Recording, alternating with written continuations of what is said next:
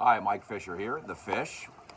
We've got a beautiful day in DFW, and if you're a Cowboy fan, I think it's about to get more beautiful. Right over there, I mean, not like right across the fence, but right over there, Zeke Elliott is about ready to roll into town. There's conflicting reports about whether he's here or when he's coming or what flights he's on or whatever. But today, Zeke Elliott travel plans can absolutely be considered a gauge for progress in terms of talks. Sunday was not a good day after Saturday, where both sides thought they had a deal. They went to bed on Saturday, all involved, thinking they had themselves a deal. Sunday, something fell apart, probably having to do with guaranteed money and the structure of the deal. They are working to fix that now, and there is optimism, as you heard from Jerry Jones this morning on 105.3 The Fan. Meanwhile, Lyle Collins' deal is done. It's 1 year existing, tack on 5 more, $50 million in terms of the new money. Not all guaranteed, of course, and frankly, not even all of the 35 is guaranteed. There's an asterisk there, as there must be, and the same way that Zeke Elliott will have asterisks in his guaranteed money too. But the total value of LC's deal is $58.5 million over 6 years. Guys, that's $10 million a year for a guy who, when you think about this in 2 years and 3 years and 5 years, you're going to be looking at a bargain for Lyle Collins. The same way that eventually Zach Martin's deal and Tyron Smith's deal and Travis Frederick's deal look like bargains. It's probably time for us to let go of the idea that Jerry Jones's financial lieutenants don't know what they're doing. We keep talking about, because Jerry makes us and it's funny, we keep talking about the pie. And in fact, the pie is finite. It's only so big. But there's a lot of ways to bake it. There's a lot of ways to slice it. What if you made the pie stacked? Or would that make it a cake? Think about it this way. In your household budget, you have a certain amount of money. It's a finite amount of money. That's how much income you have. That's your finite number. But you also have a credit card, right? You also have a bank account. You also have the ability to barter. You also have the ability to steal. I don't recommend it, kids. But there's a lot of ways to feed the family that go beyond just, I make $47,000 a year. That's all I got. That's all we can do. There are ways to work around that, and the Cowboys have found those ways. And when we talk about Cowboy cap hell, we can't be talking about a team that before the Lyle Collins deal had $25 million in cap room remaining. Today, right now, that doesn't preclude them from doing anything. There's still this misunderstanding that, they signed Lyle Collins. Now how are they going to sign Zeke? I don't know this yet, but I'm asking.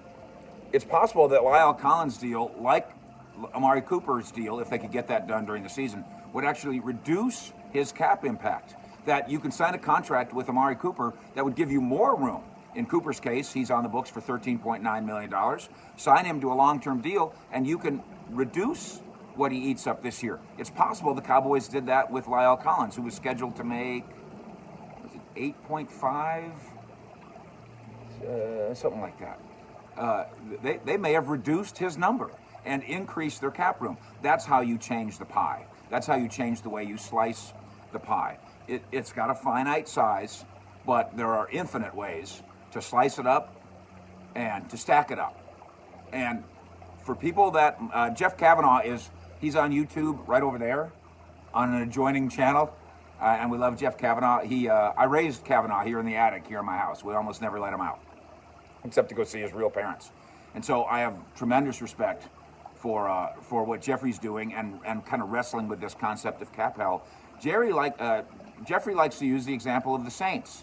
See, the Saints are in cap hell because look what they can't do. Because they gave all that money to Drew Brees, look what they cannot do.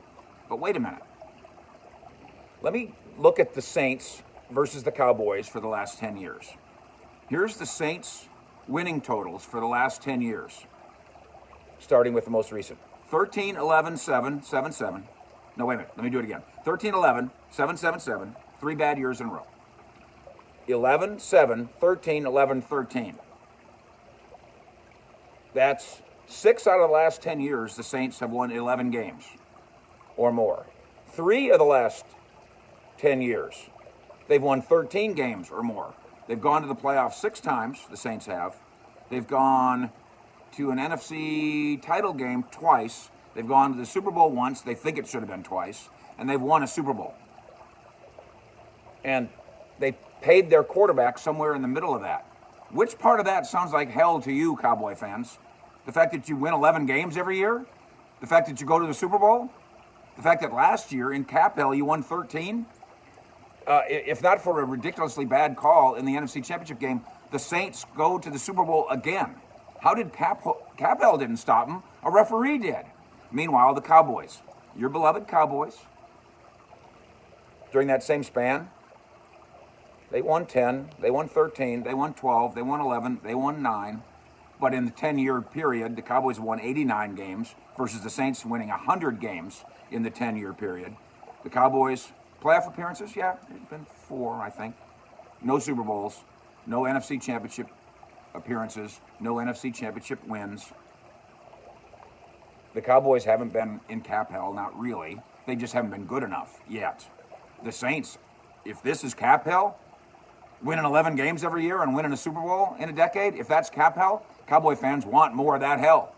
I'm not telling Jeffrey Kavanaugh to go to hell. I'm just telling him to go to the Saints and understand how delightful it would have been to be a Saints fan with all this cap hell over the course of the last 10 years. And obviously, I'm just busting Jeffrey's chops. He's my boy, and I'm his dad. Stay tuned here on our YouTube channel, on our Facebook Live page here at 105.3 The Fan, and then all day long, I'll have a fish report with G-Bag Nation today at 3 o'clock. And I bet you we have Zeke news by that time. Fish out.